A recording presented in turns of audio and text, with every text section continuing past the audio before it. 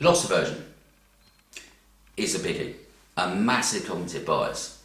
We use loss aversion to make decisions probably every day. I talked about in talk 1 about the fact that from an evolutionary perspective there are very scarce resources, and therefore we value what we have rather than what we don't have. And we value it far higher than what we don't have, because once we've got it we don't want to lose it. Now, and that is effectively leads to loss aversion. We do not want to lose something. Lots of research on this, and basically, on average, we value something that we have 2 or 3 times more than something that, of a same value that we don't have. If you were given a nice pen, let's say the market value was 30 quid, and you're given it by someone, and then someone else comes along and tries to buy it from you. The person coming along to try and buy it, they might offer you 20 quid for it. Typically, you'll value that pen at anything between 40 and 60 pounds. And the reason for that is that you've got it and you own it, and you don't want to give it up. You put a greater store of value in it. Now, this results in poor decisions constantly. When we're selling our own homes, for example, we value our own home far, far greater than someone else does, because they don't own it. So they don't value it as much. We could say that's because it's our home and we've had some lovely memories there, etc. But actually what's happening is it's loss aversion. Whereas in reality what we should be doing is putting ourselves in the potential buyer's shoes and saying, well, how much would I pay for that particular house if I wanted to buy it now? It's the same if we value companies, it's the same with stocks and shares. We don't want to sell them, because we value them far more highly because we own them already.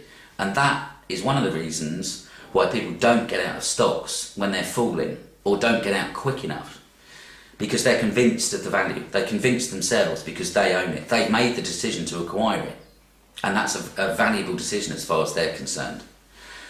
So loss aversion can be used in lots of ways. One example is stopping smoking. There's been lots of studies about this, and if you say to someone, if you stop smoking in 6 months' time and you're smoke free, I'll give you $500. Okay. So that is an incentive, and some health authorities have used that incentive, and it's been moderately successful. However, there's one tweak to that makes a huge difference.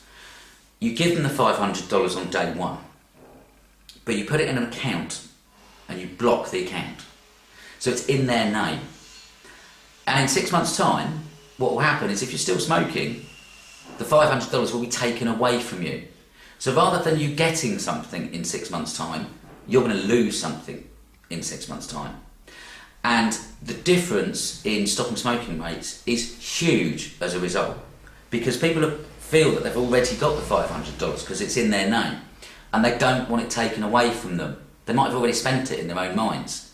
Whereas something that they might get in the future isn't as much value to them, even though it's the same monetary sum at the same time, but it's not as much value to them as what they've already got.